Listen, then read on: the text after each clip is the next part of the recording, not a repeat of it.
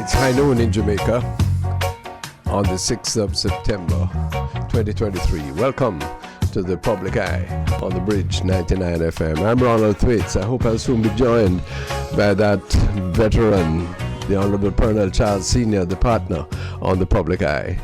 We talk about the affairs of our nation. We break things apart for those in the diaspora particularly, but anywhere, always, to be sure of what's taking place in Jamaica, the land we love. So, thanks so much for joining us. You can call us on 876-551-5782. You're welcome. And the studio line is 876-676-4996. And remember, you can always download the mobile app from the Android Play Store and the Apple Store. It's The Bridge 99 FM, a bold move in media in Jamaica to make sure that, in fact, all of our people, particularly those who live abroad, we pay you respect. We understand your yearning and your commitment to this land wherever you are. And we want you to be fully aware and fully engaged in what's going on in the land of your birth, the land of your greatest affection. You can call our sales office if you care to promote anything on the program, 876-669-5000 or 876-633-4440. I'll repeat those numbers for you later in the program. Thanks so much for your care. Later on in the program today, Mr. Linvern Wright, the principal of the William Knibb High School in Trelawney, and the president of the Jamaica Association of Principals of High Schools, joins us, and he will talk to us about the opening of the school year and the concerns, challenges, opportunities that lie in the education system. That's the main area of national interest, I think, this week. September morning, come and gone, the schools are opening up. Later in the program, we invite our chairman, Bobby Clarke of Bridge 99, to join us, and he is going to tell us something about the progress, the concerns of diaspora radio. As you know, IrieJam in New York has had a number of challenges recently. Let Bobby tell us what can be done, what we need to know, and how we go forward in this most important area of interchange. It's the Public Eye on the Bridge 99 FM. Mr. Charles, greetings, sir. Greetings, my brother. How are you? I'm well, thank you. Well, you're looking gorgeous this morning. You seem to have gone to the beach. Or... Listen to me. I was at the beach, yes, but people of my complexion blush very easily, you know. Well, that is if you are looking for a blush, but if you're looking for a smile and you got it. Cheering, you got it. Whatever you're looking for, you can find it these days.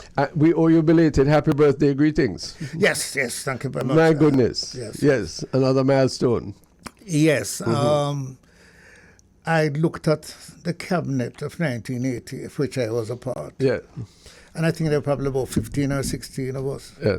And there are only 3 of us alive. Really? Give thanks then. Mavis Gilmore, yes. Bruce Golden, and myself. And yourself. Yes. Can we give thanks? Everybody and treat each day. And I look at the other side, and there are very few alive. Very few alive. So, we were fortunate to be around. Okay. And still can talk. But tell me now, what does that reflection mean to you? Those of us who are older are spared and another day. But I am anxious that those who aspire after power, or those who exercise power, whether in political life or in business or in whatever sphere, yes, that they should recognize that it's only for a season. Yes? Yes. And that you don't milk it until it dries before its time. You don't crave it because it's not eternal. It's not eternal. And I don't know at what age you start to think that you may not be around for a while. You may be around just for a while more. But when you look back and see all the great guys who have gone, and the bad guys and the good people, women, good teachers, good doctors, good lawyers, good everybody, you wonder if some could be around. If they were around, things would be different. Yes, a wistful thought, but not one that has any practical value, except there are aspects of their careers, legacy, if you will, that can inform us and inspire us, caution us in this time. I think the point I'm challenging us, and you particularly on, is what I ought to call the seduction of power.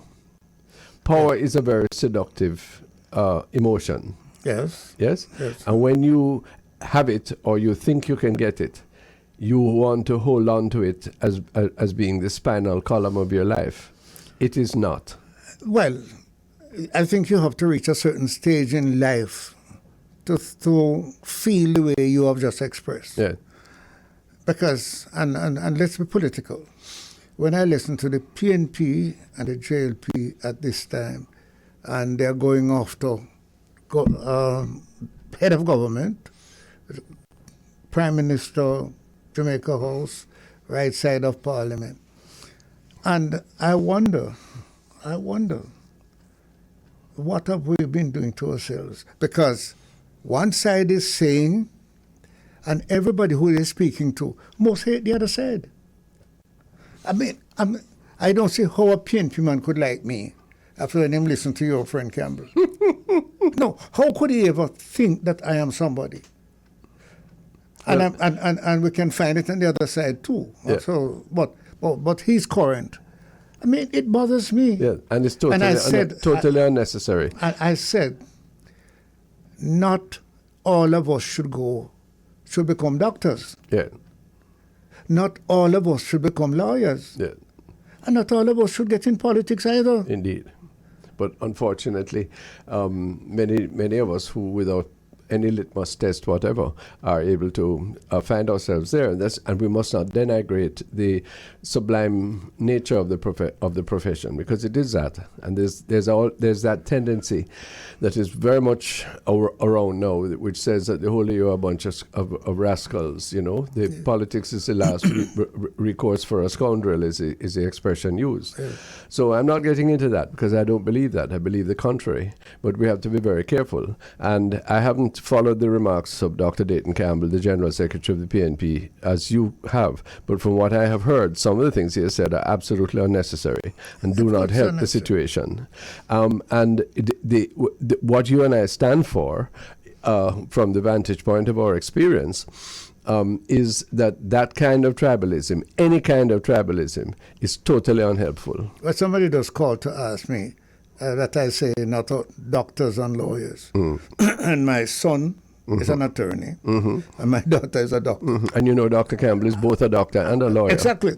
And I said to them, why have you left a lucrative practice and come to be so battered and bruised? And they look at me and say, you caused it. Of course. And it's I caused it? Yes, you caused it. And it is a good thing that you did. I'm not sure it's a good thing. It is. Maybe not. I can't speak to the specific circumstances of the example you give. But what I do know is that we have to uplift the craft of political engagement, not spurn it, not run away from it. And those who have been engaged or are engaged in it have, as part of their God-given duty, to so behave themselves, to so conduct that people can say this is a worthwhile endeavor, because it is. It has to be. It has to, because it is helping people. It is leading people into better life. It is creating a country. Hey, sir. It is not an easy job. No, and you're controlling $1 trillion of other people's money every year. Yes? Yeah. So let us we settle on that. And one of the things that we need to, there is insufficient effort to find collaboration and cooperation in the Jamaican political sphere. There is too much of that instinctive hatred that you speak of. Could I disturb you right down to the holy word? Because I want to support you on a point you have just made. When I get up and say to a crowd of laborites, how wicked PNP is, how bad they are. Immediately they hate PNP. And when the PNP said that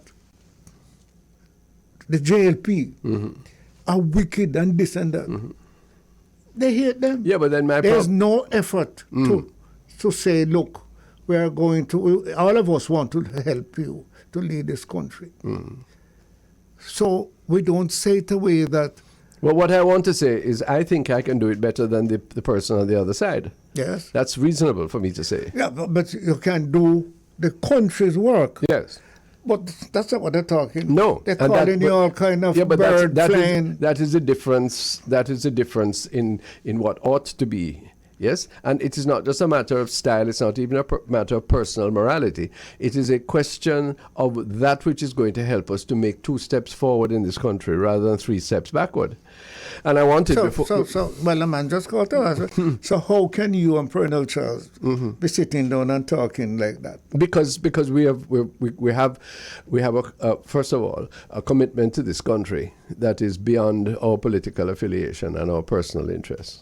Yes, I have lived, would like to continue to live and to die a Jamaican. And the more I look at and listen to what is taking place in the rest of the world, no, I am convinced that I am privileged to be. Yes. Now, granted, I'm in a particular position. Yes. I really know where my dinner is coming from tonight. Yes. And I have a fair understanding of where I'm going to be sleeping next month. Yes. And you also know that you have to make some other people live a little better than they're living. In order to. And you have to contribute something. Sure. That gives purpose. Not just a prayer. No. Gives purpose to life. Exactly. And activity. Now, there are people in Jamaica who don't have the amenities that I have and therefore may take a different view.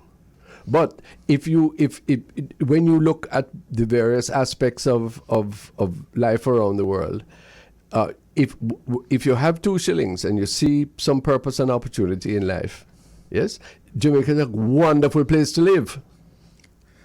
Ronnie, I think you have to travel like we have done. Yeah. We have traveled on the A train and the D train in America. We have traveled on the double buckers in England. Yeah. We have seen the same, what I would call it, people sleeping and crying for hunger in these rich countries. Yeah. But I don't want it. That's why I have a passion that it shouldn't happen here, because I think we are better than that. Well, tell us something. Some of the things that I've seen in Harlem when I was there, I haven't seen that in Jamaica. No? I went to Ethiopia. Whoa. I didn't know that. And guess what happened? I thought I was on Windward Road. Aha. Because they were doing the same thing. There was some cooking taking place. Yeah. And people were jumping around. Uh-huh. And the guys were at the car stop selling bread.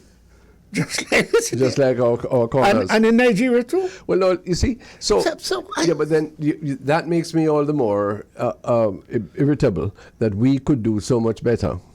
Yes, and I am where I am critical is that we have the capacity to do so, but we fail to do so, largely on the altar of the many divisions that we have created for the scaffold of those things that we've created for ourselves. Can we take a minute? Do you have an extra minute? Yeah. Because I want to lift it to a level now that I am worried about. Tell me.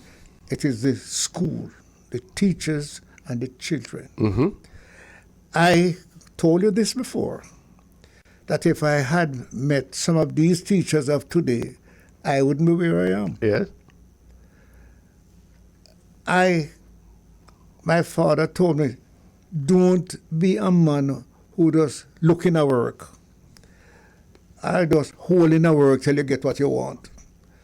In other words, he said that there's some guys who come in the police force, they just hold a work till them find them job. Yeah. And there are some people teaching. Oh, they're just teaching, but they're not teachers. Mm-hmm. Now, for me to give you my 3-year-old and 5-year-old daughter and son and say, look, you are spending the major part of every day with that child. Mm-hmm. do you know you have twice or three times the responsibility to help to make that child have a future? Yes.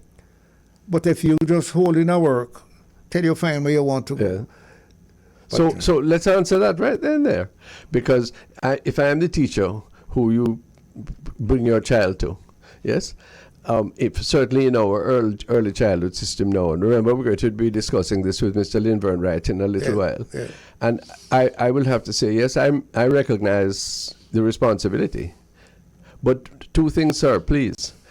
I am not trained to give your children what you want me to give them, because all I have is heart level 1 or level 2. Yeah. Why don't you bring me up to a higher standard? No, but if you tell me that, it would mean that you are not the teacher for my child. No, but there is a teacher who not getting what money you're getting, don't have what food you have, and that teacher is more dedicated to make that child something more than the parents. God bless that person, but we shouldn't trespass on their goodwill. No, and therefore I ask. There's some hard questions. The government puts in. The government under the party you are a member of, and the government party I'm a member of, puts in $17 billion or more, between 17 and 21 billion every year to support university education. Now that's good. That's where teachers are trained and many others. What they put in for $3 billion for early childhood. No, but you see, Ronnie, we're starting on the wrong foot. Okay, but then, so we agree. But then, sir, I have to ask you, yes, why don't we make the change? None of us are prepared to make the change. Because guess what? The little ones don't have no vote. But the big one have vote. Okay, so it come back to the politics. Well, you see, but then you always very inevitably and correctly bring it back there. But then the politics is supposed to help us to do good. Should. It is not supposed to keep us back. Should. All right. Should. Fine. Because as I said, if you have a meeting in halfway tree of labor rights, they cannot walk through jungle to go back to Tivoli. So those people didn't come to meet, No, but that is foolishness. But you know that's what it is. Hold the word. You know why? Why? What they heard on the platform. So let us stop that. Cancel the meeting. Talk a different talk. And if I was on the platform with you, yes, I couldn't do that, and you couldn't do it to me either.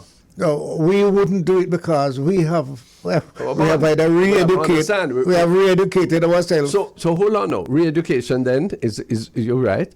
Reasoning is what brings about re-education. Yes, experience informs re-education. All of these are right in front of us, costing no money. But guess what? It bothered me since we last met. Right. Everybody meet me and say, "Boy, I love to hear you, Mr. Tweed." Mm-hmm. And I said, "But why don't you try and be like me and Mr. Tweed?" Uh-huh. I said, "But boss, how do I do it?" Uh-huh. And it is join the party of your choice. No. Go to church where the two leaders were sitting and you were there. Yes, okay, that's a good idea. And convince them to transmit what they were doing at that church to the nation. Well, there you go. Well, let's welcome Mr. Linvern Wright, principal of the William Knibb High School in Trelawney and the president of the Association of Principals of High Schools. Hello, sir. Good afternoon.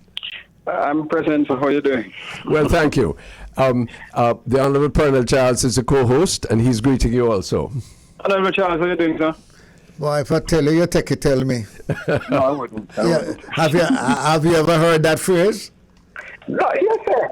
If I tell you how I feel, you will take it, tell me. No, which means anything. you will laugh at me. Linvern Wright, one of the purpose of this program and the tandem between Mr. Charles and myself is to move beyond the tradition of divisive politics and to see if we can find common cause that will lead us to improve the critical areas of Jamaican life, inspire that, and to act it out in our own existence. Education is obviously the primary one of those. How has the new school year begun from the standpoint of your own institution and those of the association of which you preside? Well, from the standpoint of my school, I consider it a norm. We have maybe about 3 teachers out. I have contacted persons for interviews. So by now and tomorrow, we should be getting some persons. I'm sure I should have maybe just 1 out tomorrow instead of 3. My colleagues are also in the process of searching. I think that by the end of the week, I think we'll have a better picture of what it is that is happening in relation to teachers, yes, and whether or not we are firmed up, employing persons to fill all the positions. How many resignations did you have at William Nib? I had 14. 14. Okay, Yes. and that's a good average actually. When I hear from other schools and when I look at the vacancies that are advertised, for example, Right. in unusually in a midweek newspaper like today's Wednesday. Yeah. Okay, so the people who you are recruiting, are they of similar experience and capacity as those who you have lost? Some are. So of about 12 persons that I got to recruit, I have maybe about 5 or 6 that have some experience, inclusive of someone who is a retired teacher. Okay, that's good. Can I ask you one quick question, Sure. sir? Yes. And I'm asking you based on the fact that I am one of the privileged child to have had a headmaster named H.S. Williamson, who Yes. almost walked from Trelawney to Senton to find some, what them call him, bongo head like mine, and him say, if you can't put it in, go and open your head and put it in. The principal, he was so respected by all the teachers, by Yeah. all the farmers. I'm going to ask you now, when did you know that you were losing all of these teachers? You're the headmaster of the school. Yeah, man, I knew that. I knew that in about June, because I had a meeting with my staff and I had spoken to inconvenience of just hearing it in August. And I was able to recruit most of my persons. I have because I had that rapport. I had that rapport with those persons, and they were able to tell me. The ones I have not been able to fill are persons. So, for example, in one instance, one person had a sudden change of fortune regarding something that he had spoken to me about and had to go back home. One person learned that he was going very late, so he informed me then. And then I also had one of the teachers that I had recruited changing mind about coming. So that's why I'm out. Explain to us, and we're breaking up a little, but we're still hearing you reasonably well.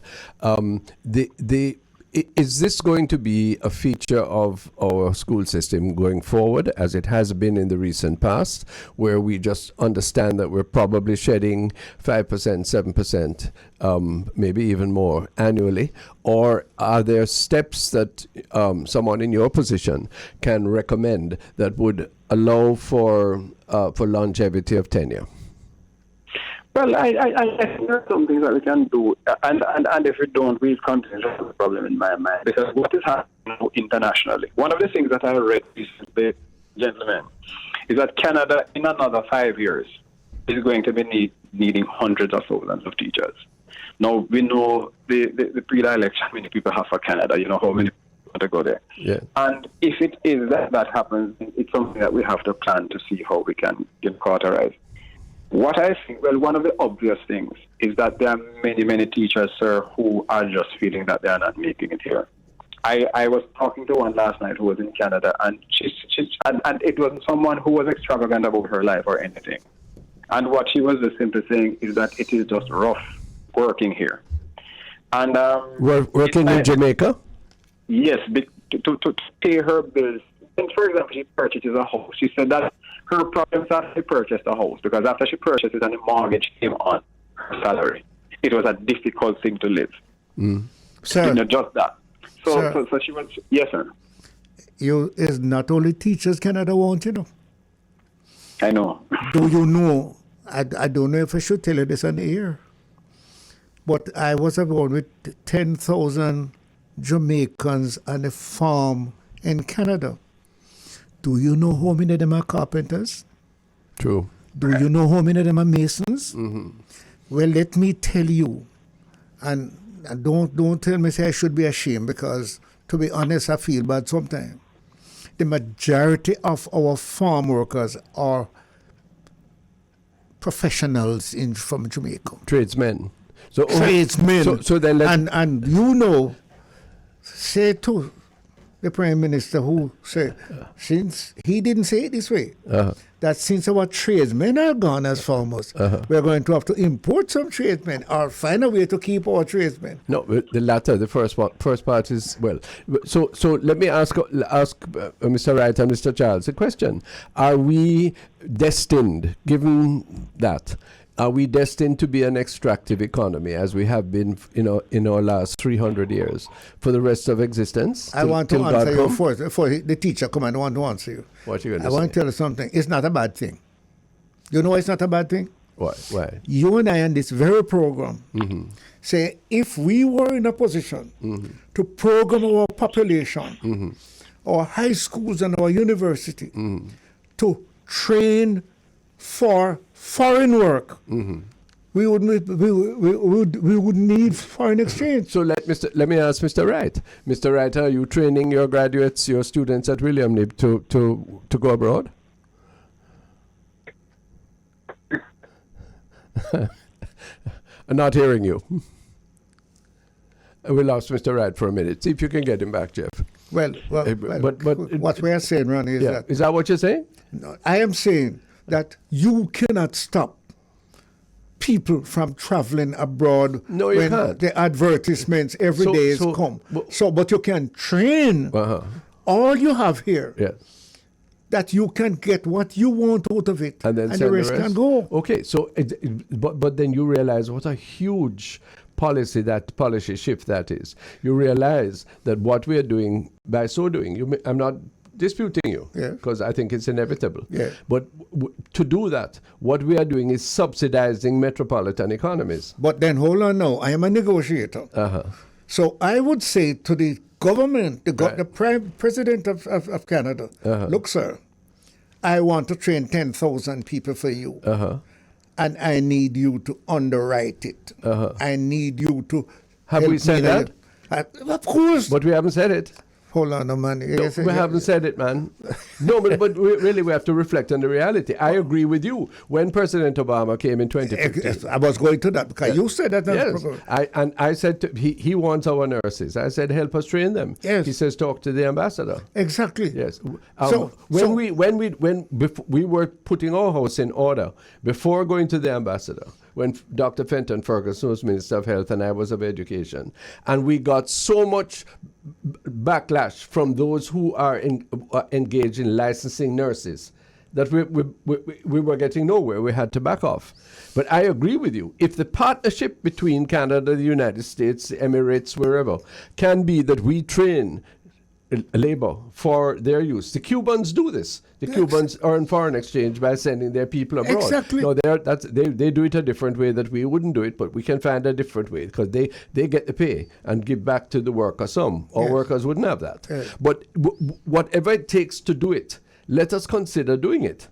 But in the circumstances, right now, we are not doing that. What we're doing is simply having the leaching, the bleeding, as Mr. Wright says, and he has to do catch a shubby. What we are doing, we are losing those who we have trained. Right, sir. And who is coming in is the half trained. So what you expect? So hold on, we not only lose what we have trained, we lose anybody to train the children who are coming up. Exactly, sir. So we are quoting our own game and sitting down and saying we can't do better, and carrying on as if there's some God-given or God-sent solution for this, and there is none. It cannot man work. just asked me, what? It's when since me find out that.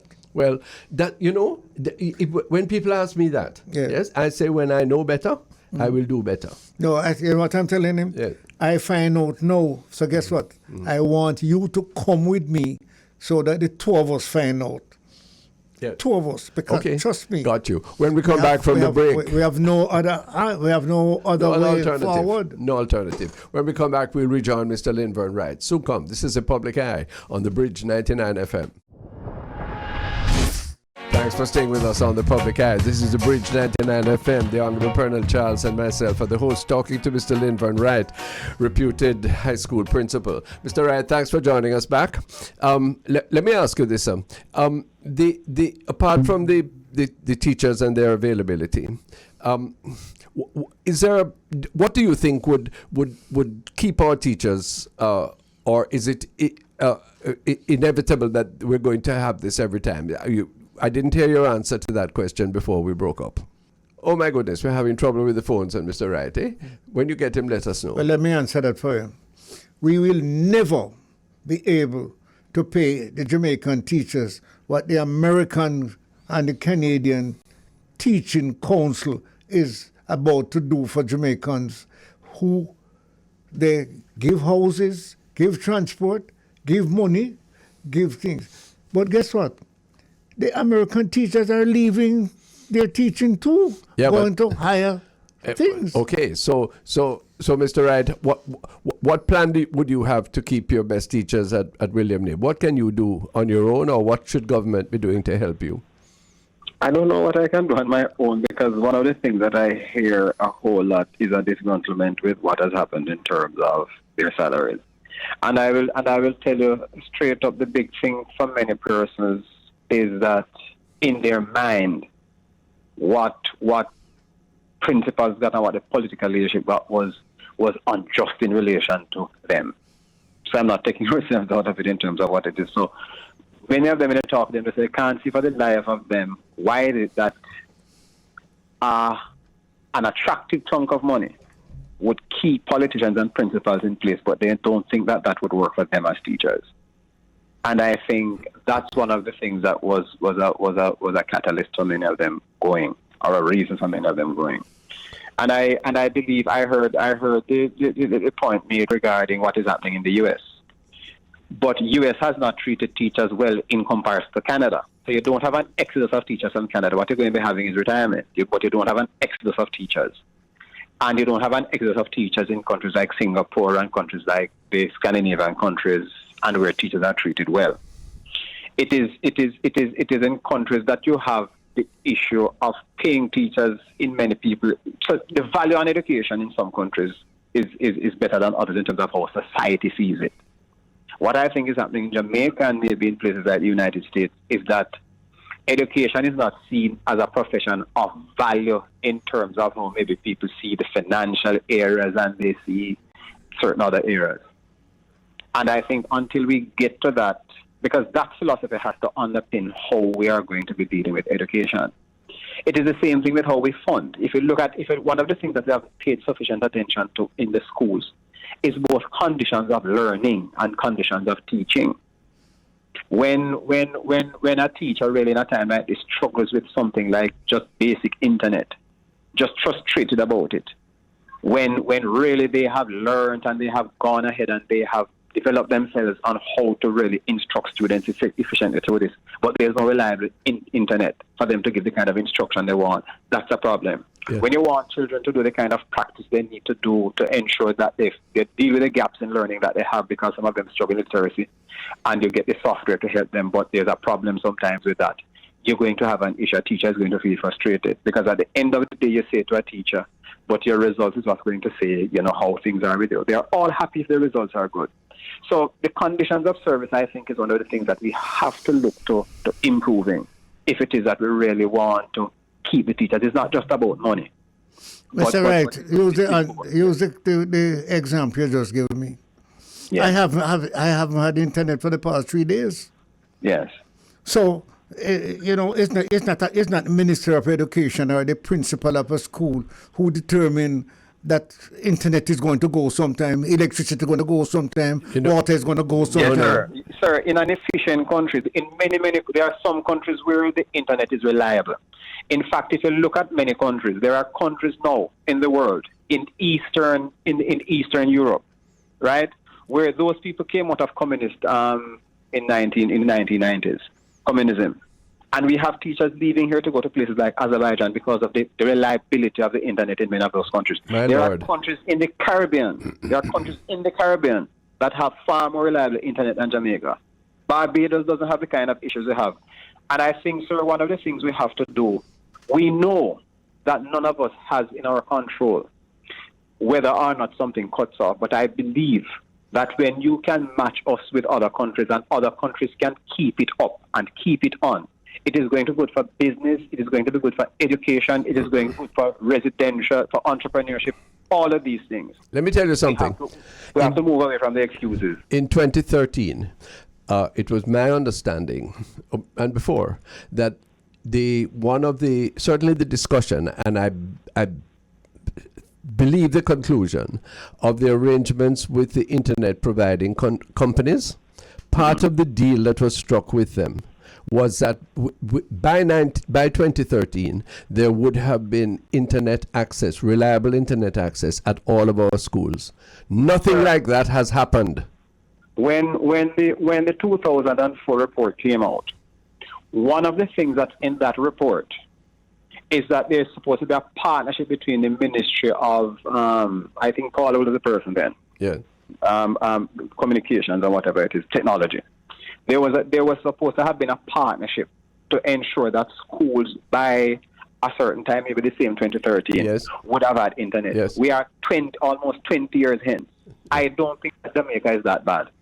We are just inefficient, and I think the priority is not in spaces.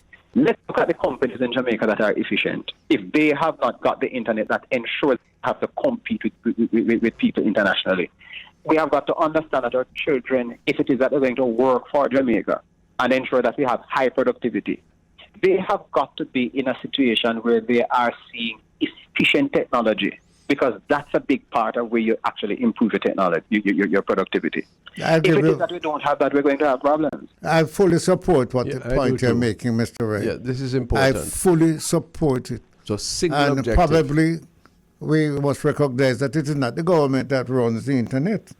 It's a private sector. No, but the government can regulate. The government gives licenses and regulates, sir. So the government responsible. Yeah, but that is why they are going around and setting up what they call free internet. No, that is pity me little, Pernell. Yeah. Pity me little. It's a nice gesture. Let me just make a point. Please. Let me make one point, because we are working on the ground and we're seeing things. Sir Charles, yes. I can bet you that the same. For example, at William, one of the things that I have done since I have come here, we have strung up the school with fiber optic cable, which is the quickest form kind of internet you have.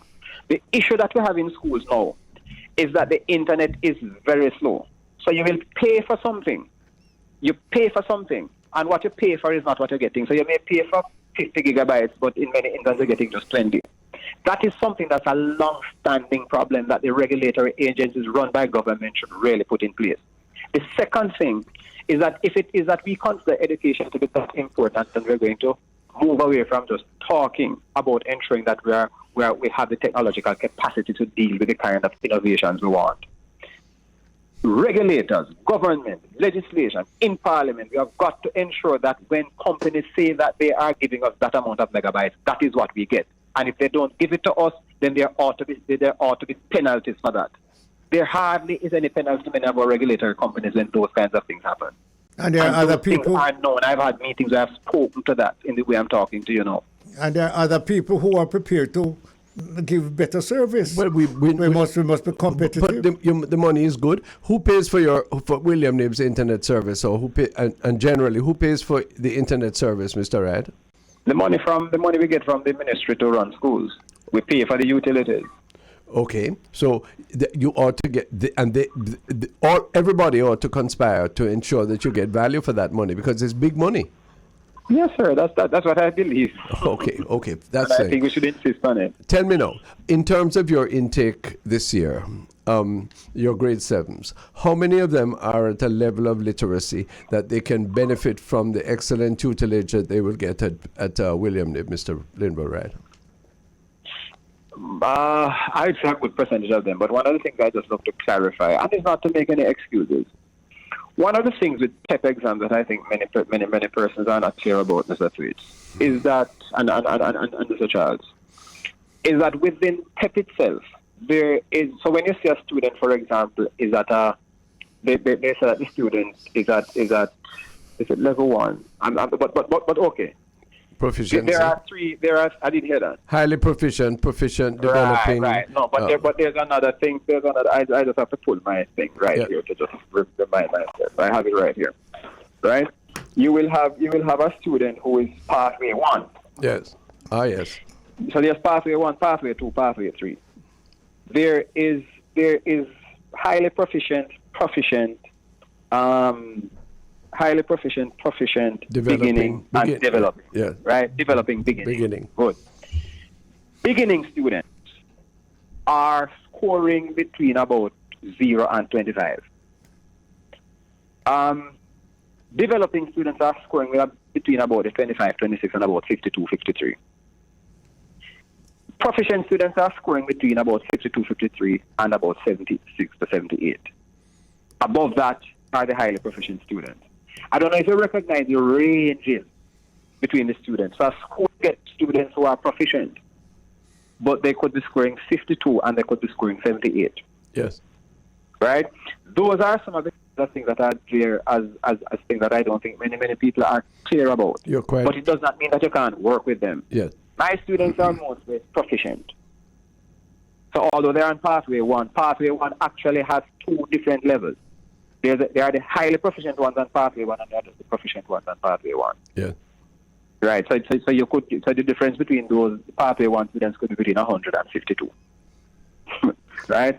I'm just making that point to say that a child who big comes distinction. in, for example, a child who comes in, for example, at a 52, struggles with some things, struggles with specific things. And what schools really have to do is to look at ensuring that there's enough. So one of the things I've been discussing with my teachers, because we found, for example, and it's not something I'm saying now, but we're about 88% for English.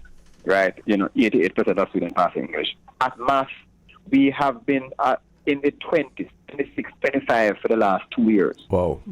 Because these students are the students who have had most of their early years, who came in with about maybe in the 50s in mathematics, but there were gaps because many of them didn't come online, many of them didn't get whatever, and then that kind of gap is something that we really found it difficult. We never got it last year. I take response. We just never got it to get them to fill those gaps that they had in COVID. Yes. Right. And many schools struggle with that. Many schools, and we're in denial about it. Right. And what I think we have to do, sir, one of the things I discussed with my staff this morning, is that I think we have to look at, and I'm doing this voluntarily now, but I've said to them, I've set up my timetable in such a way that we have an extra hour at the end of the day. Good. And where those students are struggling, we are saying to the department that statistics come out that you're struggling. You're going to have to spend a little more time with them, because one of the things I feel we can do, and maybe people can learn from what I'm saying, is that one of the things I spoke about to some teachers is that when you give your test and you do your gap analysis to know what areas the child is weak in, what we have got to decide, because there's nothing, one teacher yesterday told me, sir, practice makes permanent, and our children are not practicing, not getting enough time to practice. What I think we have to do is that we have to look now at practice time in particular skills that children should have. So if it is that it is writing, we need to say this child may need to write 3 or 4 versus one who might just need to write 2. Another one might need to write 5 or 6 in order to develop the kind of competence. Sure. The procedural competence to be able to write on demand when there's an examination, on demand when he or she goes out into the job. Yes. And I think we have to look now at how we are going to be more clinical. Yes. Right? More targeted. But you have that hour a day. Right. We need to be looking at that. That's a breakthrough for us to hear about that. Yes. But this is something I think we have to look at. And because of how things are, what I would suggest, because of how things are, I think, because right now I think there's a lot of angst in education. We have got to be negotiating some things in my mind. Mm-hmm. So, when a teacher is used to go at 3 and you say until 3:30, if it is that there isn't anything, then there can be a problem. Is either going to find some money to pay for the extra hour, or we are going to be gracious in our negotiations with the teachers and say, okay, this is a problem. These are the children who, if you live in a gated community, they're going to meet you outside if it is that they're illiterate and they figure they can't read or something. Let's see how we can work to get some of them. Give me 2 of your evenings. That's the kind of approach that I am taking. Mr. Wright, yes. Let me say this to you. I hate to say anything negative about teachers. Yes.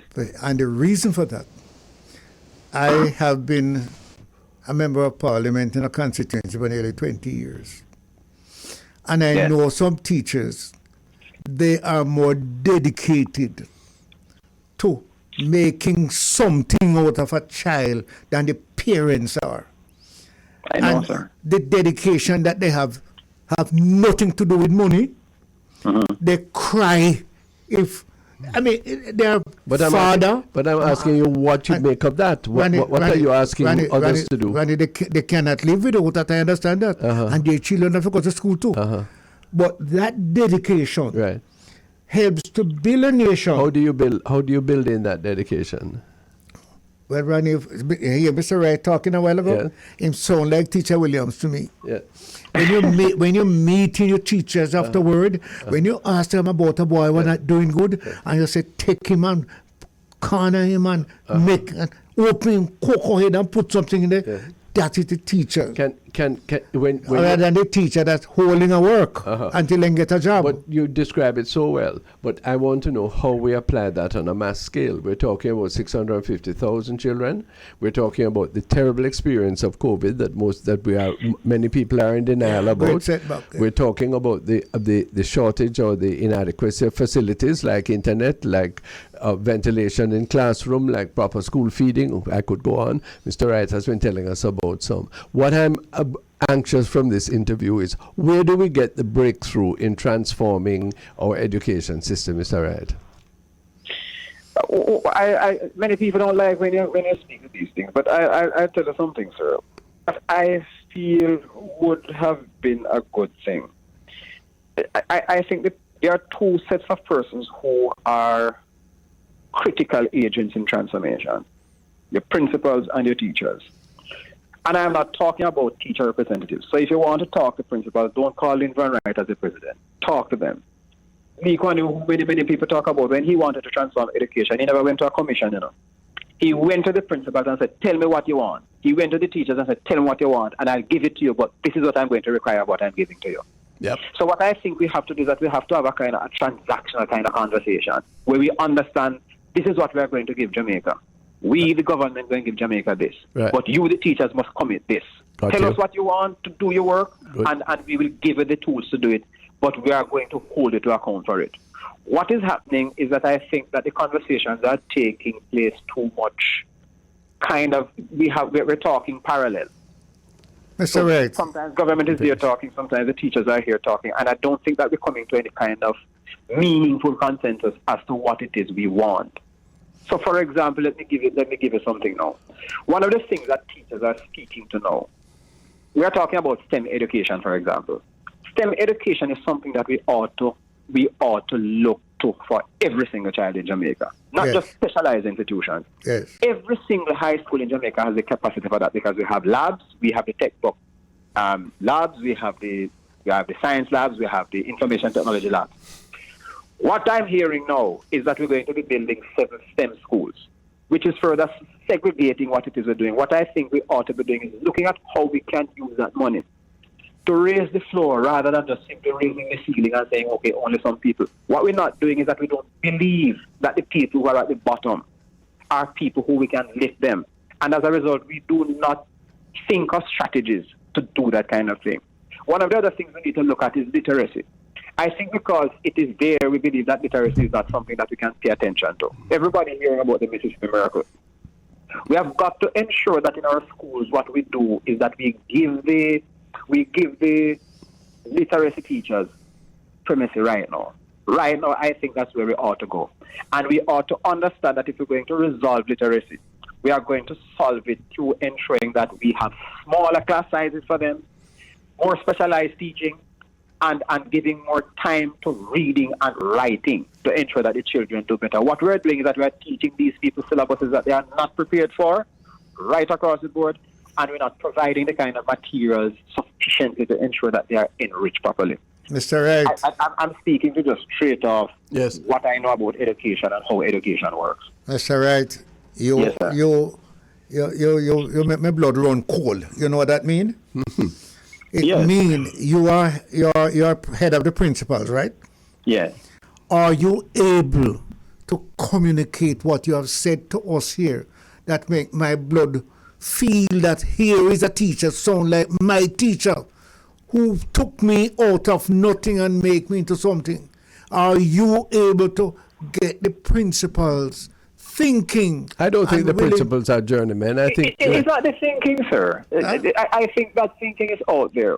What you get, sir, and a lot of times there is talk, and I think Mr. Sweet himself sometimes, and not sometimes, in my conversations, he has admitted to something in relation to how people know what it is they need to do. But what is happening, sir, is that what we have not done, and if you look at how the education system works, so I can tell the principals know this, but you look at an education system, sir, where many of those in power, the schools that their children can go are fine. And so you might, as a member of parliament, give something to some schools, but you really know that school is struggling and you're really trying to pick it up. And for the love you have for your child, you're going to send that child to the school. You know the opportunities for them to become a global citizen is something that they're going to have. Yep.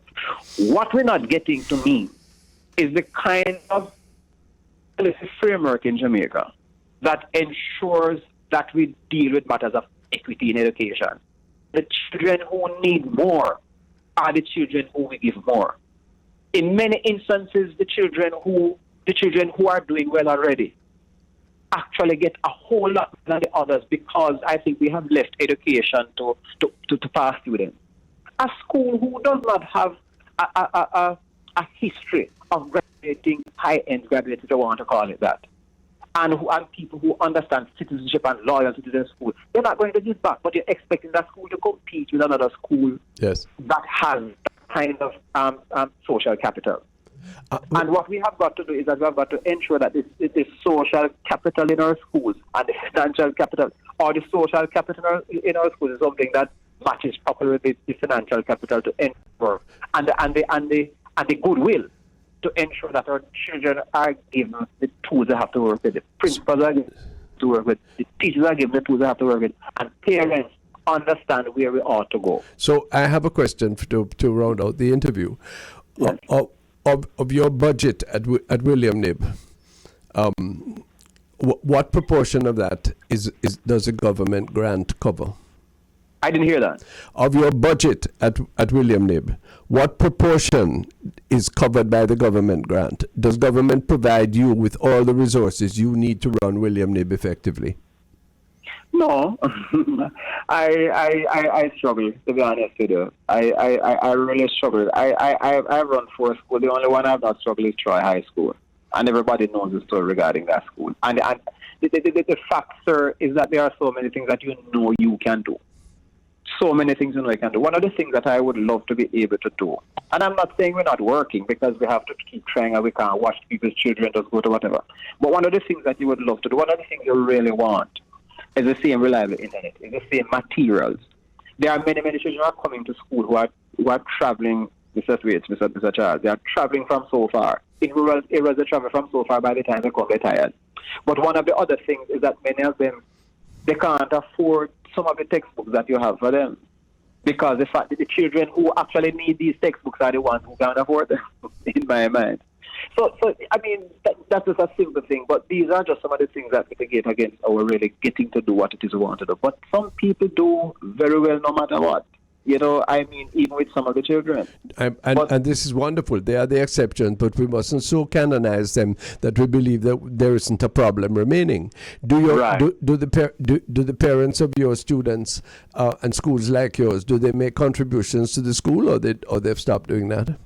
Last year, my compliance rate was about 33%. I was just charged $8,000.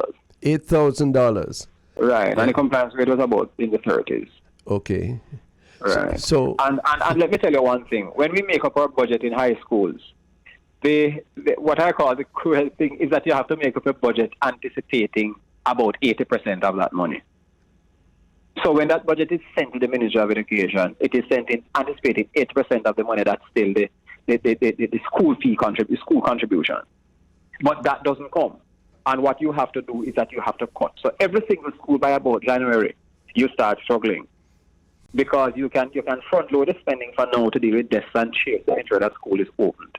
But the maintenance of many of these things is something that you wait until September, you get back that chunk of money, you set up things again, you go. We've got to have a maintenance culture. Well, Mr. Wright, listening to you, I am about to say to my colleague when you're gone, all is not lost, you know. Mm-hmm. If all was lost, all of us would die. no, we don't think that. What? So if we have you communicating to the ministry, because the ministry is not just the minister, the policy, yes, but is the policy sufficient to do what you are asking about, Mr. Wright? You want me to answer for you? You want to answer? It is not. The former minister No, of it is education. not. It is not. But with all respect to the excellent people who are there, the structures are so rigid and so hidebound that there's nothing you can do, or little you can do. We're spending $120 billion a year in ways that is not the most efficient ways, and causing people like Mr. Wright, and he's in a better position than many, many others, to really, really struggle. And we're seeing the results. We know what we have to do, but we can't do it. We need a different approach. One quick thing. Well, I will tell you, Ronnie. Wait a minute. Let Mr. Wright, before he goes. One quick thing, Sir Charles. I wanted to look at something. There is no company in Jamaica now. You listen to how, and it's not a critique, it's a comparison I'm making.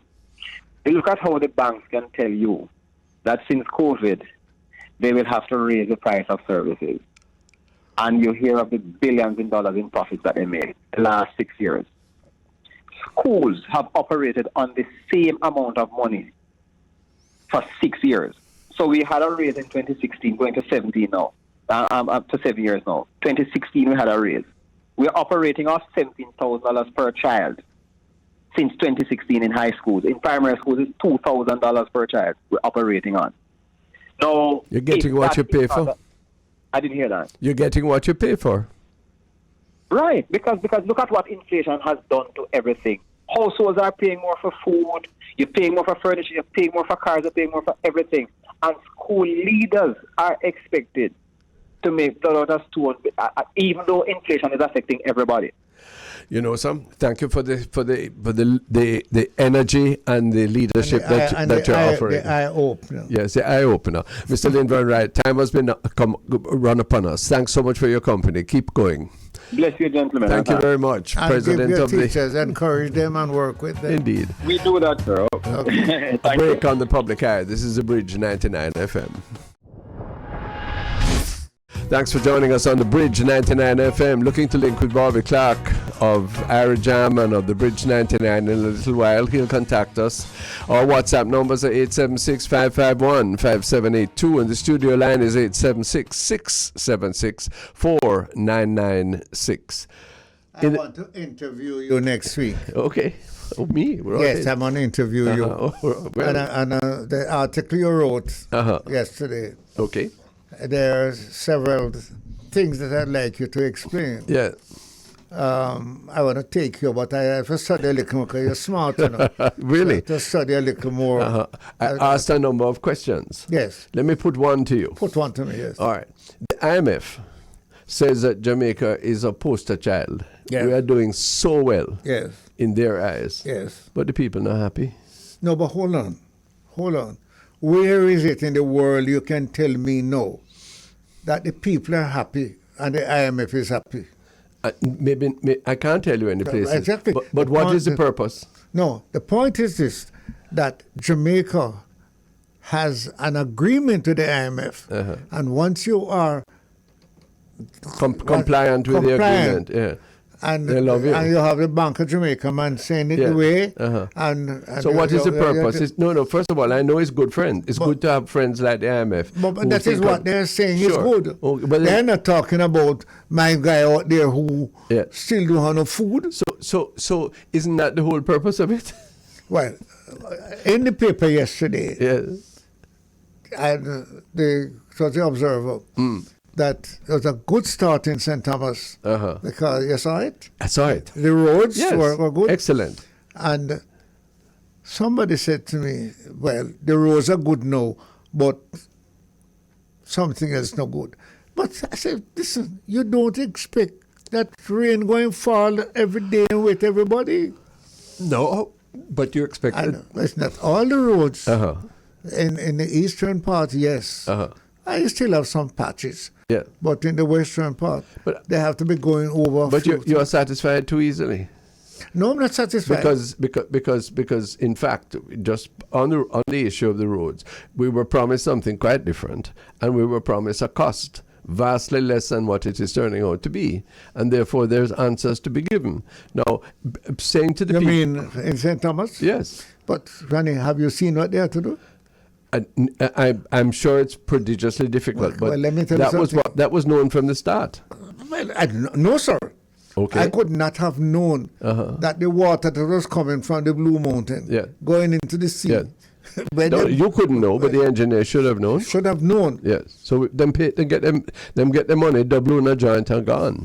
No matter don't go, them is here. Okay, so what them say? They take the job from them, you know. So you can take the money and don't do the job and walk No, off? they make an assessment of what they have done, and they pay them for Okay. that. Well, and they take mistakes will happen, but all I'm saying is that there is a fundamental disjunction between what we are told about the economy and what we're feeling on the ground. And in order to have a peaceful society, fruitful relationships, we need to bridge that gap. Well, let me ask you, do you think that the IMF has looked at the Jamaican social situation and set the target for Jamaica based on what they have examined or based on what the IMF would like to have their books around their table? The latter, but then the purpose we can't abide that, because the purpose of economy is the upliftment of the people. Don't? No, but I would want to say it another way. Yeah.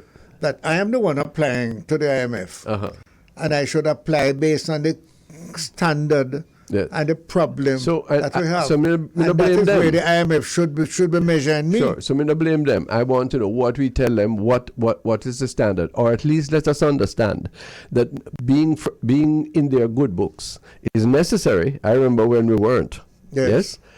Is good, but it is necessary but not sufficient.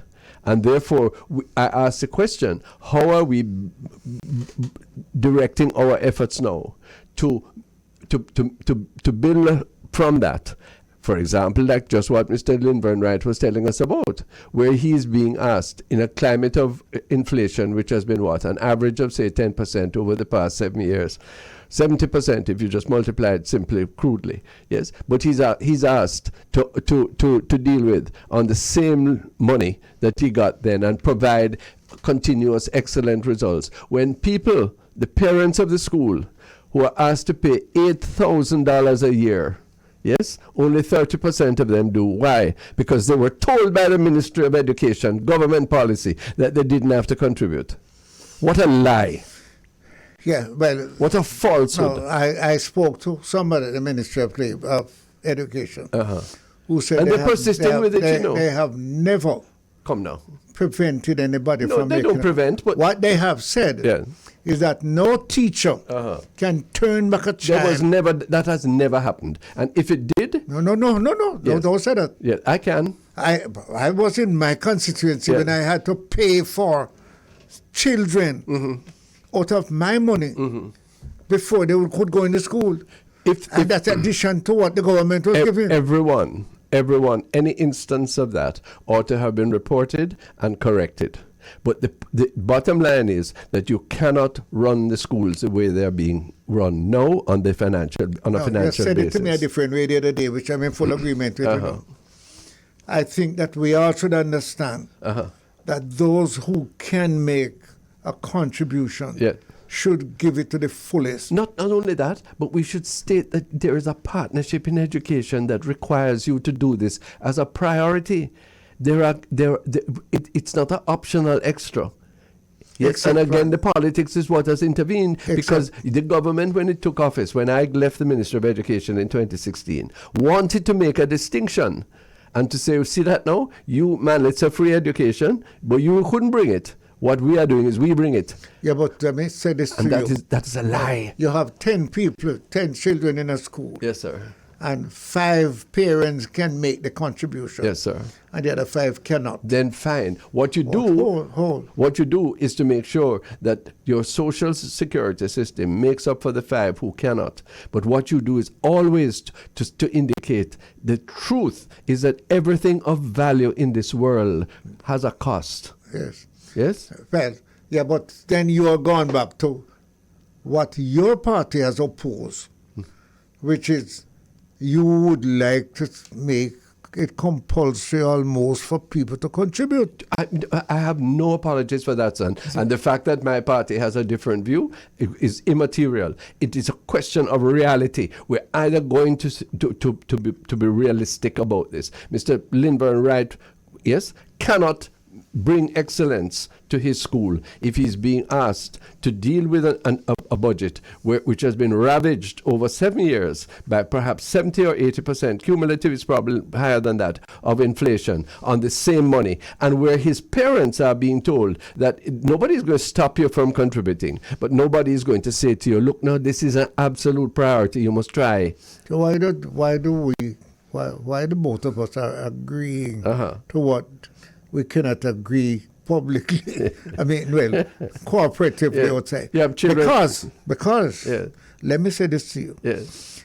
There are some parents who don't have food to send their children to school. Yes, sir. Who don't have money to buy clothes to send them to school. So I have an answer. And I am saying that these are the ones that the PATH program and the government should make sure that they come. So my principal out in Moko, who said to me, every child that they send to him is under 40%. And so he will never, ever. So your principal ought to be able to through his education officer, through his member of parliament, to be able to say to the government, yes, I need extra teachers, I need extra social security support in order to make sure that my children who come to me under 40% rise to 80 and 90%, because they're children of God. They have as much capacity and ability as anybody else. Yes? He's complaining that they take 90 from him, send gone to somewhere else, well, but of course, send him all the 40. But then that is the apartheid in education. But he said, Mr. Charles, I like the way you are running Satan, it's so nice.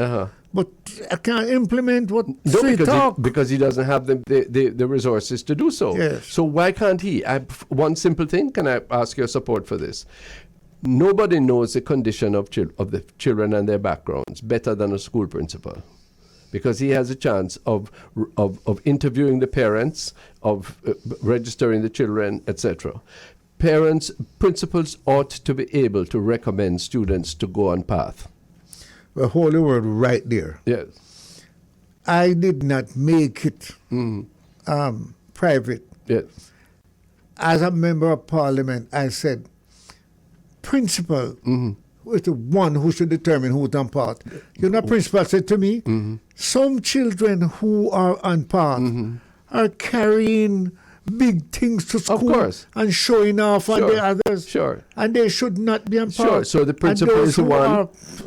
The principal is the one to determine that. And the principal, you can have all kinds of checks and balances. But right now, that isn't the case. And if a simple thing, which I ask you to recommend to the Minister of Social Security and Labour, that if the principals are given more authority in how the PATH program, which is good as far as it goes, is applied in the schools, we would see an immediate uptick and less abuse and more accessibility.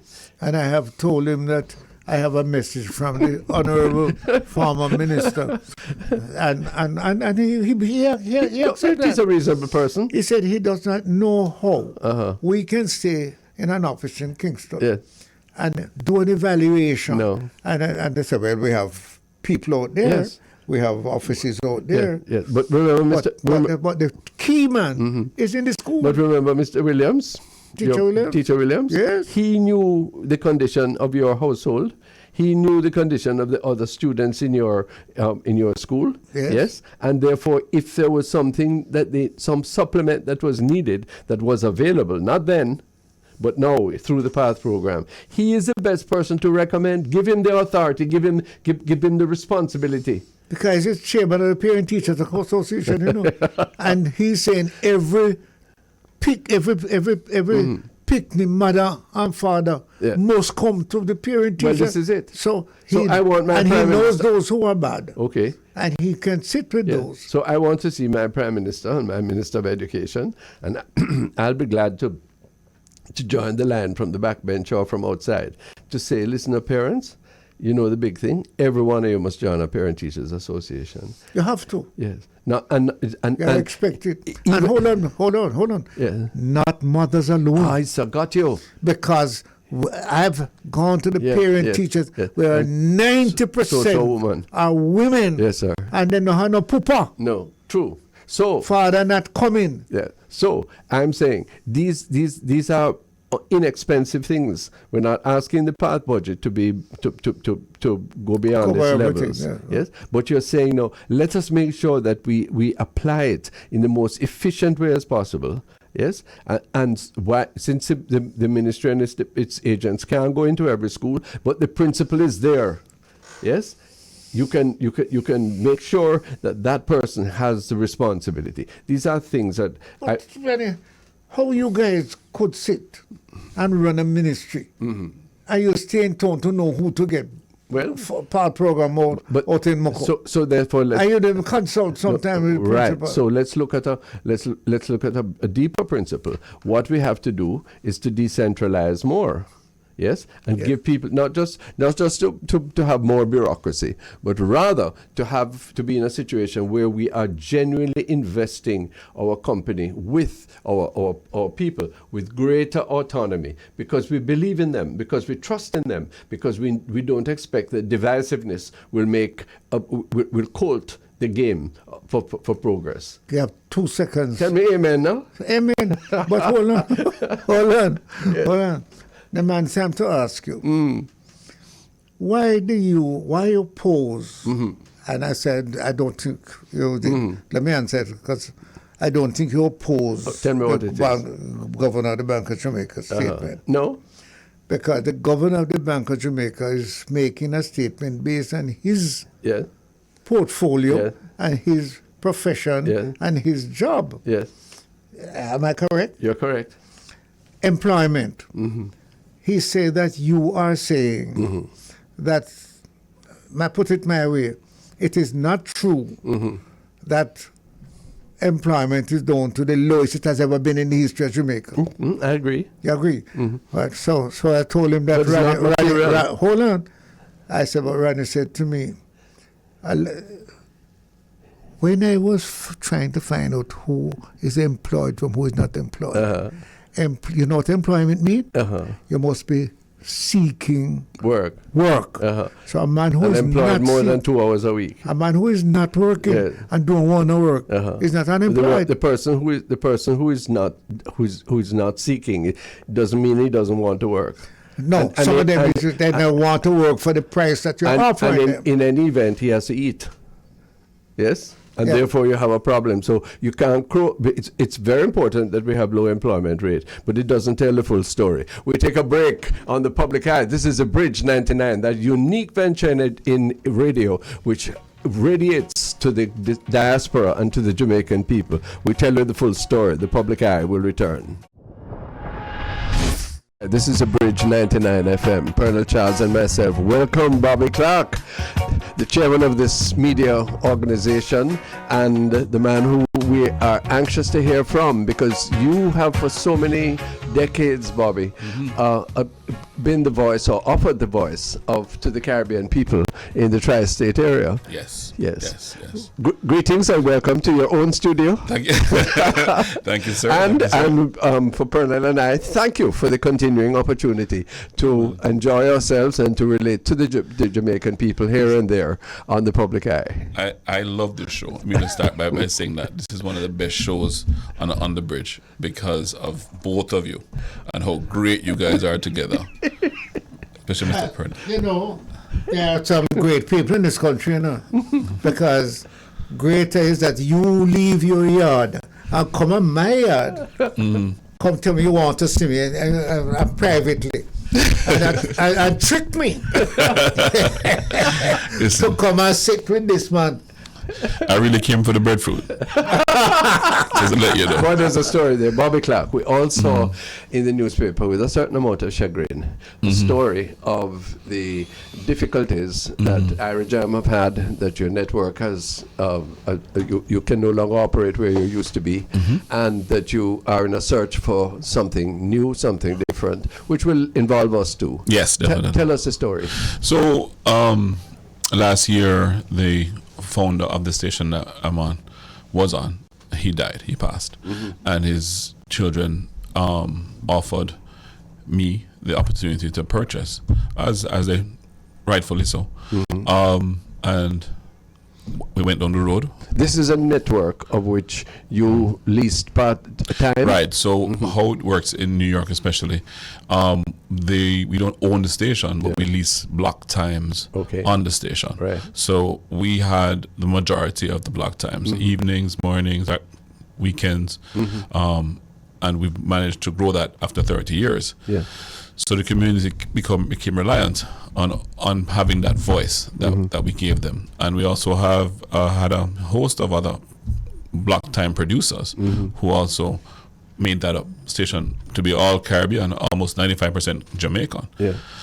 So the idea now is that we're going to purchase, we're going to own our own facility and do what we want, which was the dream of any broadcaster. Sure. So the process started, and we realized that, after being told one price, that halfway down the road they sold it to somebody else for a lot less. So there is a lot to figure out. But there's no point asking why now. It's a beta company. There's no point. Yes. But it has political implications. I'm sure. And it's a Republican Democratic situation. I see. There's a need for the Republican Party to dilute the Blue Party, especially in strongholds like New York. Yeah. And it seems as if that was a part of what happened. So where does that leave you? Leaves us without a voice for the first time in 30 years. 40 years, because the station was on before me. No notice time, nothing? No, man. No. Well, yeah. So the FCC, Federal Communications Commission, right? Yeah, has a 60-day transfer period of the license. Yeah. And in that time, they told you, well, go ahead and see what you can do, but in 60 days, you're off.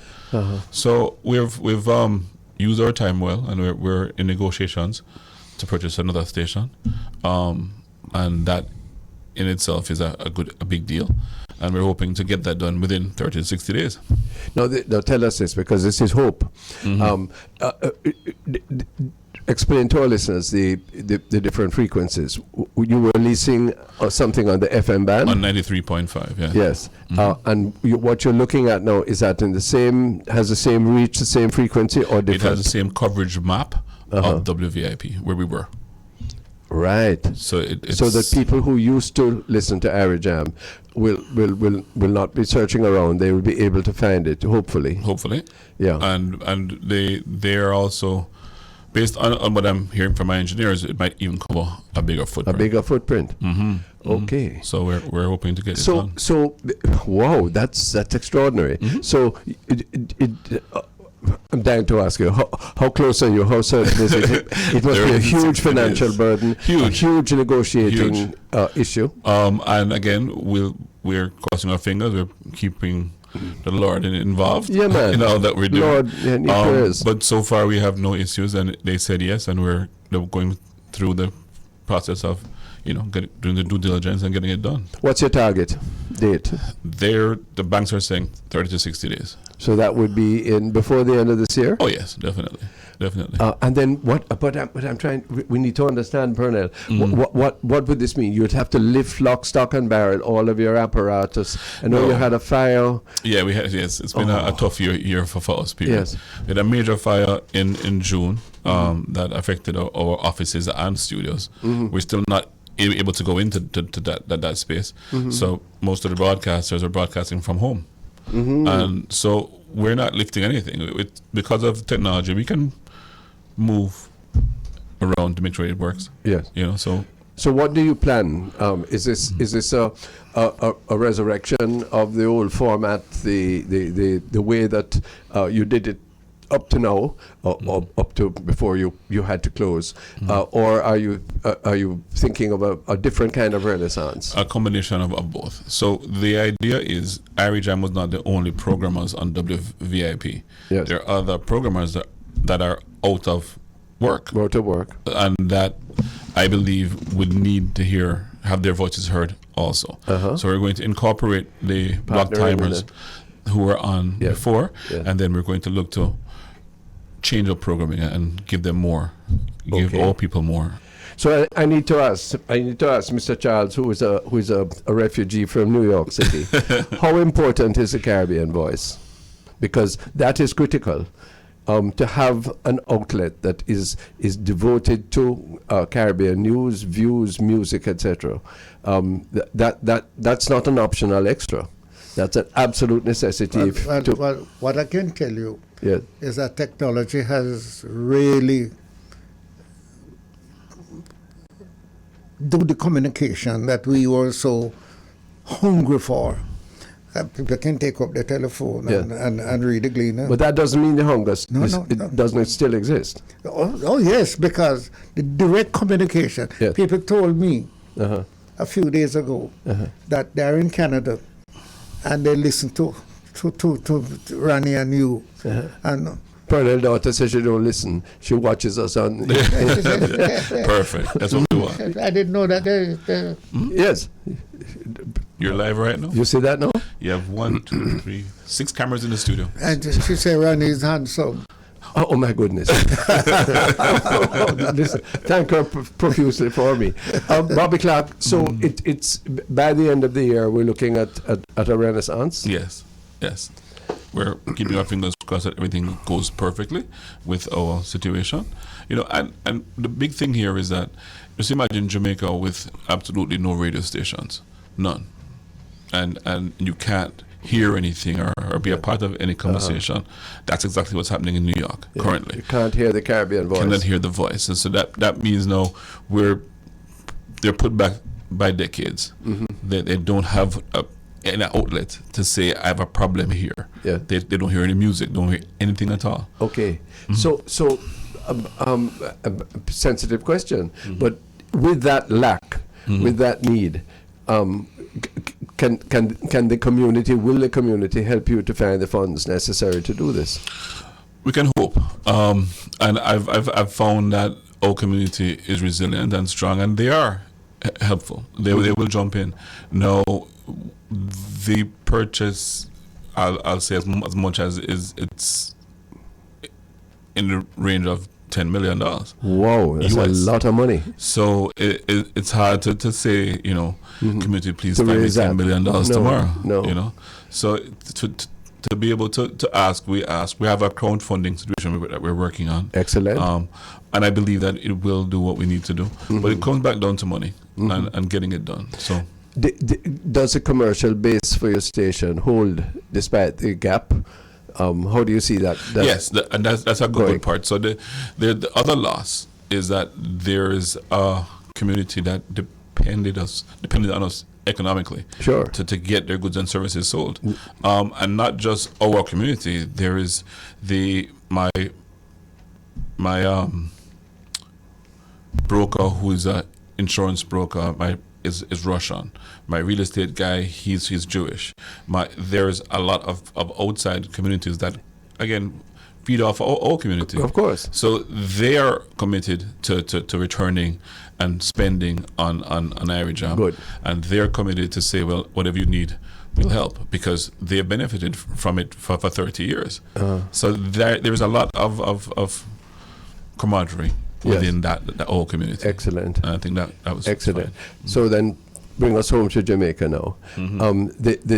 We cherished the partnership between an established media house in the United States with Caribbean curry powder blood running in your sinews, and with us in Jamaica, and that's what your dream of the bridge was. Of course. So we end up with the bridge standing, but the partner having to find a new life. Right. How do you see it going forward? Well, let me just say thanks to the bridge, for the staff, for the people like yourselves who are committed to making sure the bridge stands. Yeah, man. And I'm forever grateful for the team here at the bridge, because the resilience that the bridge has shown is amazing. Because again, it is affected by what happens abroad, because this station is partly subsidized by by what you do there. Do there. Yes. So, there's been a rough period. It's a rough period for the bridge, but we're not going anywhere. We're committed to making sure that the bridge stands, and whatever happens there will positively affect the bridge. So you're getting through this now. One of the topics that Pernell and I have discussed personally and with our audience too is how in the new order we can intensify that contact. Yes, definitely. We used to have, for example, we used to have an hour with Erwin Clare on the Global Connection. We felt happy to know what was going on there and to engage that discussion. The objective always being a Jamaica without borders. Correct. Yes. Correct. You right across from United States, Canada, and we have connection. People are calling and saying that will be supersized. Yes. Only because without that, the vision for the bridge is not the same. No. So it's important for you to know that once that happens, it will be supersized. We're going to put more of those things in place and other connections to other communities also. No, that's very, very important for us to know. Very important. So, workers on the Bridge 99, listeners to the Bridge 99, whole strain. That's Bobby's message? That's it. Whole strain. Something better is coming. Better and bigger. Yes. Out of the phoenix of the fire. Yes, and the fire is real. The fire. Yes, we had a fire. That's why Erwin is not anymore. The fire caused that. Yes. Out of the ashes, the phoenix will rise. Correct. For something that what is does new. that mean? That you get money? More money? look at the chairman when you're asking that question. Don't look at me. The money is fine. But the key thing is this is something that is deeply of great social responsibility. You know that. Oh, yes. We all do. And that I am feeling it, Ronnie. I hear it. People call me and say they hear, and they keep talking about me. I don't know where to think. No, but that's very important, and it's key. It's critical that the exchange of information. It's not a one-way thing, Bobby. It is a question that we learned what was going on in that tri-state area, as well as we contributed what was going on here, and into the various mixes and alliances there. And again, that's a dream that I've had forever, to see it come to pass. It will not die. So we'll promise you that. Well, I had slight misgivings about this interview because I'm wondering what the chairman could come and say to us, given in the midst of your negotiations, etc. Right. But we end on a very optimistic note. Yes. And we keep faith with you. And I appreciate Can that. I ask you, Yes. Bobby, aren't there a number of black stations in these diaspora areas like Canada, New York? What about connections? Well, we are connected to the black station in Canada. We're connected to one of the black stations in the UK, and in New York, of course, we're black. So there's a lot of support in that regard globally, and we're looking to go into Africa as early as next year to actually connect with the motherland in talk also, and not just music, and talk and see what's happening there.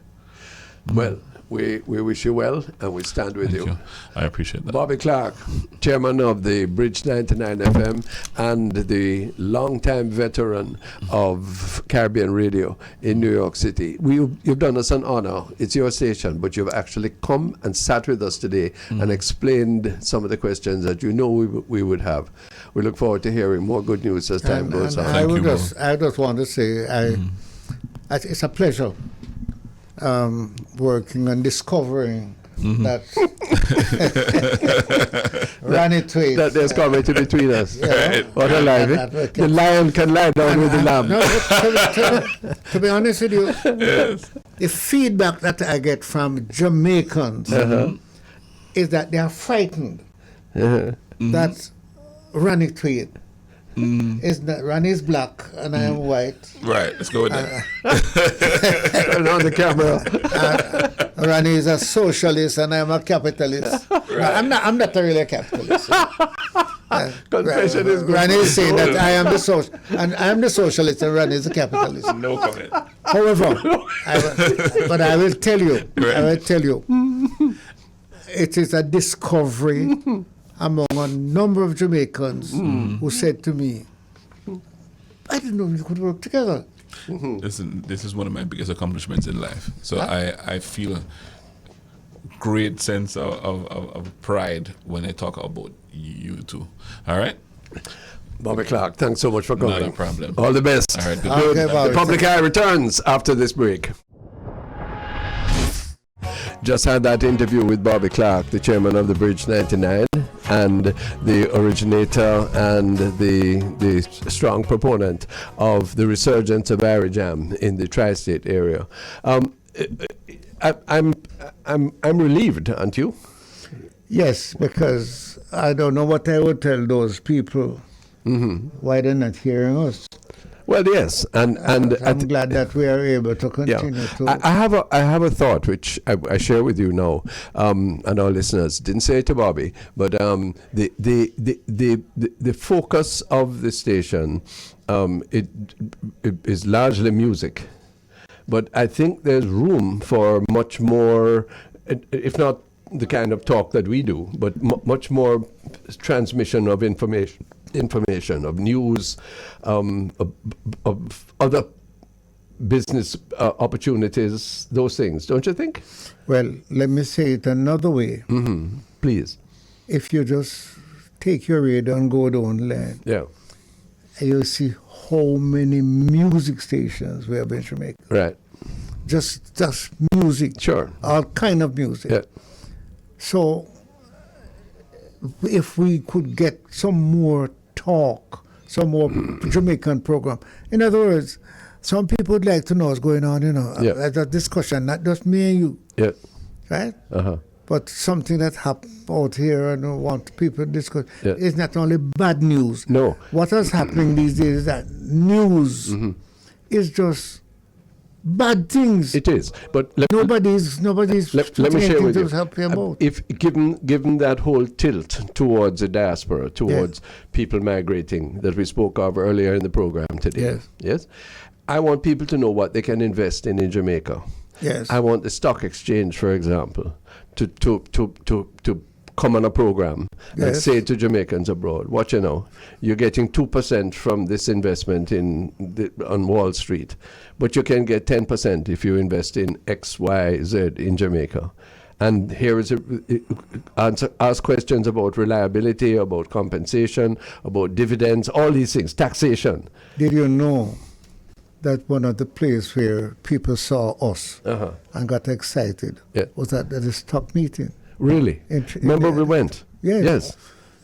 And Bobby will tell you that you see how many people were coming up to look if it's true. It's true. They're just peeping.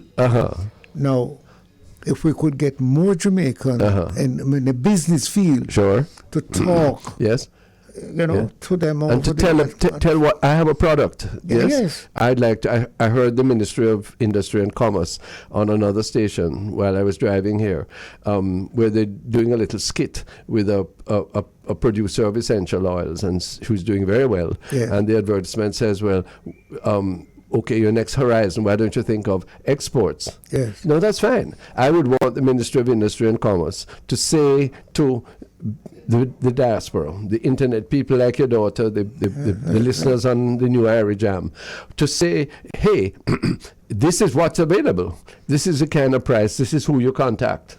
Yes? Well, and you build the export market, which is so critical, is it not, to our future? Could I tell you a culture that has not been lost by any Jamaican abroad? Which one? Them want to hear about them ackee. Yeah. Them round leaf. Oh, yes. Them breadfruit. Lord. They want to hear about what's going on. The Jamaicans are very nationalistic, Yeah. So when our friend in New York tell us that man just want to know, say, yam coming in Monday evening, Sure. whole heap of Jamaican out there waiting on yam. Waiting on the yam. And they're waiting on breadfruit. Steve in Toronto. So they want to, they don't want to lose the culture. So products and services. Yes. Somebody. And they want to hear Uh-huh. what, like we were discussing this morning, Uh-huh. what can they do Yes. for their school, in their community, True. not just one or two people. Uh-huh. So therefore, without becoming an agent of any particular government, what we can do and hope for in the future on this medium is in fact to be able to spread the word of Jamaica in ever more specific ways for the upliftment of people there and here. Well, that's worth it, you know. What Bobby was saying. Uh-huh. The bridge is a step. It's something that you can walk across. Sure. Communication is a bridge, right? Physically, mentally, and otherwise. Yeah. Because when a man told me, come to the funeral last year and say, boy, say, I'm in Canada, and every day I set my way for you already. Really? Because tell us what's going on. That's very nice. It's wonderful. Yes. Well, so we have an agenda to share and to enthuse people, our listeners and potential listeners, and the business people involved as to what this can be. It's a purposeful venture, and we look forward to that in the future. Well, what I want to bounce you about next week is the questions that you put in the paper. We only did one today. And can we spend a couple of minutes just on another one because it's burning? Yes. It's a transportation issue. Yes. Yes. Government is first of all, what kind of arms house behavior is going on when the new bus somebody can bust a window the first days out here? This is nonsense. This is ridiculous. We know that. Yes. But guess what? Guess what? It has to be said at the top. Well, make sure. It has to be said at the top because... I don't know whether I'm top, bottom, or middle, but me I say it. Yeah, that is arms house nonsense. Yeah, but I will tell you something. Yeah. When a man says, new bus coming, and more man going to be happy because more man going to have bus. That's not music in the ears of some people, you know. Yeah. That's not music in the ears of some people, you know. Right? Yes. Some people are not happy to hear, so that what is music is that, boy, I can't get to go to work, we don't have no boss, and it is wicked, and it is that. Right? That is where he has a problem. Yes. So once we can get together and say, listen, all the buses that come in belong to all of us. Yes. It's all our money by it. Okay. So now, let me ask you this. When we speak about the congestion on the road and all of these things, a lot of it is due to bad driving, you know. Ronnie, let me tell you something. JUTC can never make money, you know. Let me take 10 seconds to tell you something. When I see the police on the road, it's not an easy job, you know. No, and they don't drive well either. Let me tell you something. The police have a big job. So we are the most. We are. But why do you? Hello, sir. Get to the root of it. You and I go to the root of things. The fact of it is that half of the drivers in Jamaica never get any driver education, never take any tests. They buy the license. And what do you expect of them if they feel that they can get through with something as powerful as a motor vehicle or a motorbike, and them don't have to go through any test, modify their behavior in any way? You just take whichever route, cross any lane, do this screechy any way you can. What do you expect, Mr. Charles? So, where is Darren's voice on that? Why don't we throw out a suggestion? If you have 5 tickets and you don't pay, how can you renew your license? Well, this is it. This is it. Hold on. Not only the renewal of the license, renewal of the vehicle you're driving. Exactly. And because they will always get around the license. Sure. And when you go court, rather than pay $3,000, you must go through mandatory re-education and retesting. They have some now in which they are saying, look here, you can't get back your license, because you have fallen. How much of them? So many points. How much of them?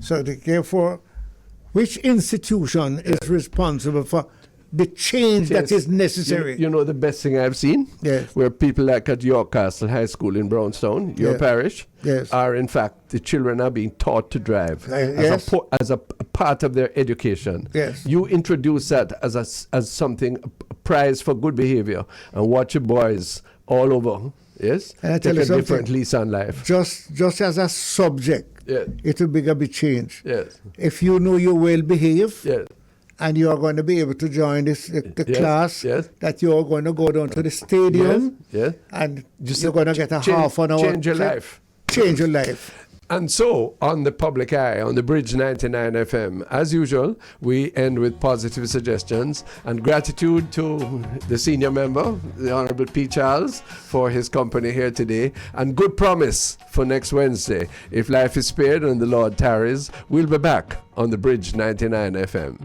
Jeff, Bobby, all the others, take care and thanks so much for today.